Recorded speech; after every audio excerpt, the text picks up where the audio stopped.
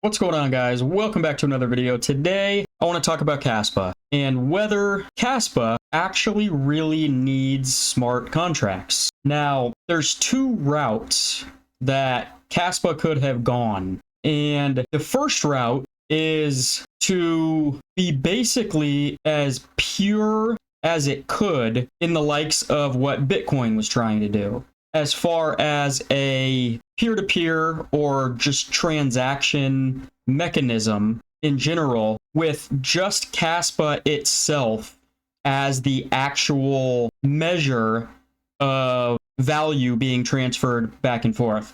Now, the second route is clearly what they have decided to do, is the smart contracts built on top of the network, allowing projects to be built, an ecosystem to be built and to grow, and allow for stable coins. Now, I look at this in two different ways. It would have been nice to have a pure form of a currency without all of the distractions around it and on top of it, that you can just transact with KASPA as that value transfer. Now, I don't know, as KASPA accrues more value and the price gets higher and higher and higher, you would obviously have to break KASPA down into what essentially Bitcoin does as far as Satoshis. Now, I don't know what you would call those, a fraction of a KASPA. Let me know what you guys think that a fractionalized KASPA would be, the equivalent of a Satoshi would be for KASPA. I'm interested in hearing all of the ideas. Maybe it would be called a Yonatan, or maybe it would be called a Sompolinsky for his name, since Satoshi was, you know, the creator of Bitcoin. Yonatan Sompolinsky was the creator of KASPA. I don't know, it doesn't have the same ring to it, but curious what you guys think. That being said, the route that they decided to go, the second route, is to allow an ecosystem to grow on top of KASPA.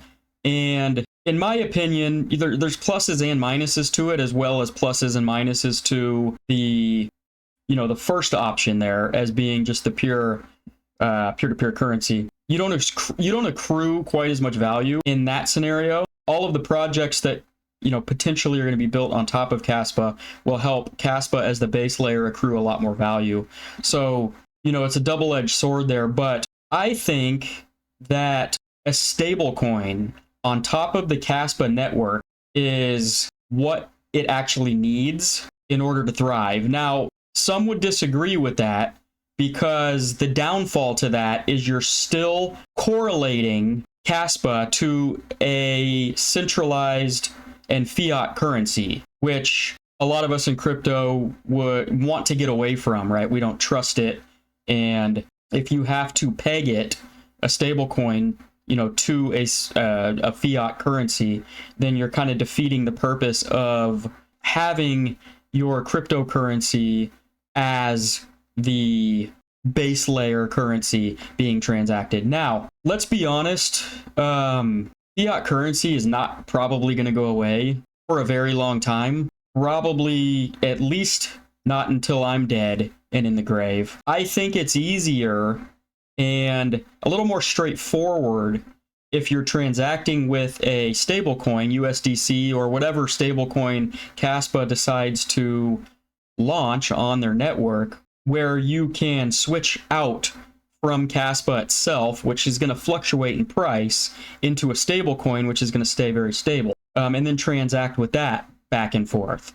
I think is a little more simple, in my opinion, because we're already used to that on any other blockchain. So in my opinion, I kind of like the scenario of an ecosystem being built on top of KASPA, and there's going to be a lot more volume being transacted on the network. In turn, KASPA's price should go up and has a lot more potential for a higher floor once the smart contracts have been launched. I'm curious what you guys think, though, as far as which route you wish KASPA would have taken, whether it be the route of the pure peer-to-peer transaction mechanism, without any of the nonsense and the distractions and the chaos built on top of it? Or do you like and are intrigued by the fact that there is going to be an ecosystem and we can play with stable coins, we can play with meme coins, we can, you know, play with other projects who are going to do probably some really cool stuff being built on top of KASPA because of the speed and scalability, and the fee structure is very cheap. The possibilities are endless. And I think in order to prove that KASPA really solves the trilemma, which has been this myth in the crypto space that nobody is able to solve all three sides of the trilemma triangle, smart contracts are going to be the avenue where the trilemma solver argument is going to be proved or disproved. And I think that that's powerful as well. So let me know what you guys think. Are you happy about smart contracts? Are you happy about KRC20 ecosystem? Are you upset that it's not going to be the pure form of KASPA and only the pure form of KASPA anymore? Either way, there's exciting times ahead, and I'm looking forward to it. I hope you guys are looking forward to it. Make sure you pack your damn bags before it's too late, because it's almost too late. That's all I wanted to bring up and talk about. I'll see you guys in the next video. Peace out.